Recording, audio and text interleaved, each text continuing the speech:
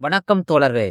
நான் உங்கள் வெங்கடாச்சலம். வருகின்ற ஞாயிற்றுக்கிழமை ஜூன் மாதம் 28ஆம் நாள் தேசிய போலியோ மருந்து சொட்டு மருந்து வழங்கும் தினமாக தமிழகம் எங்கும் 42,091 மையங்களில் இந்த போலியோ சொட்டு மருந்து வழங்கும் முகாம் ஏற்பாடு செய்யப்பட்டுள்ளது.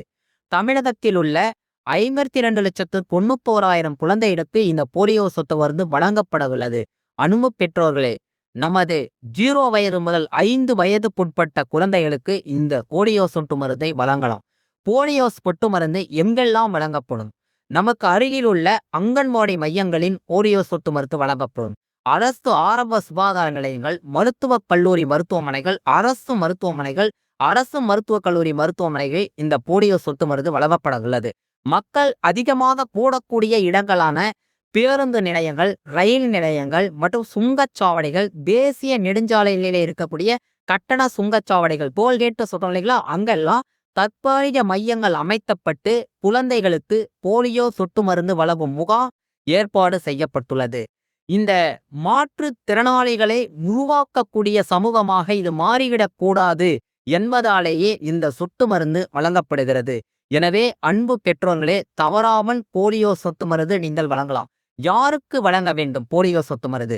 0 வயது முதல் 5 வயதுக்குட்பட்ட அனைத்து குழந்தைகளுக்கும் போலியோ சொட்டு மருந்து வழங்கலாம். வேற்று மாநிலங்களிலிருந்து இந்த மாநிலத்திற்கு குடிபெயர்ந்து வந்திருக்கிறோம், வேலை தேடி வந்திருக்கிறோம், பிழைப்பு தேடி வந்திருக்கிறோம், அந்த குழந்தைகளுக்கும் சொட்டு மருந்து வழங்கலாமா? கட்டாயம் வழங்க முடியும்.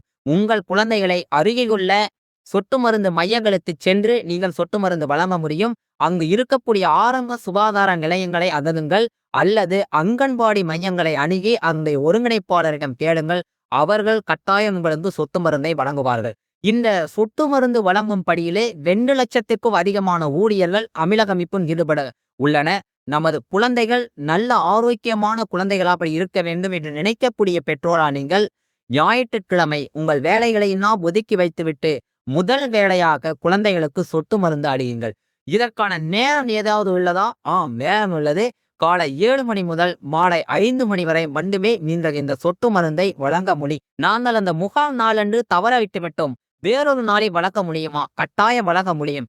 29 மற்றும் 30 ஆகிய 2 தினங்களில் தற்காலிக மையங்களில் நாம் போலியோ சொட்டு மருந்தை செலுத்திக் கொள்ள முடியும். எனவே பெற்றோர்களை இந்த நல் வாய்ப்பை பயன்படுத்தி நீங்கள் உங்கள் குழந்தைகளுக்கு போலியோ சொட்டு மருந்தை செலுத்துங்க. நாம் தடுப்பூசி போட்டிருக்கிறோம், தேசிய தடுப்பூசி அட்டவணையின்படி நம்ம தடுப்பூசி போட்டிருக்கிறோம். அந்த குழந்தைக்கு இந்த சொட்டு மருந்து விடலாமா?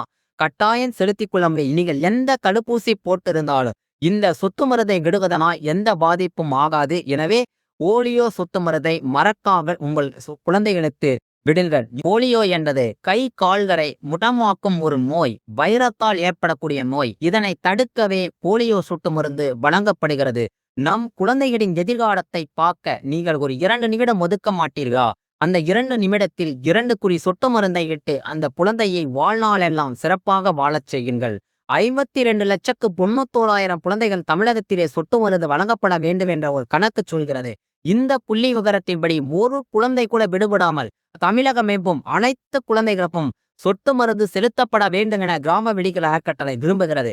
எனவே அன்பு தன்னார்வலர்களே, ஓலர்களே, நீங்கள் அருகில் உள்ள குழந்தைகளை கண்காணியுங்கள், வினவுங்கள். இந்த குழந்தைக்கு சொட்டு மருந்து விடப்பட்டதா என்று வினவுங்கள்.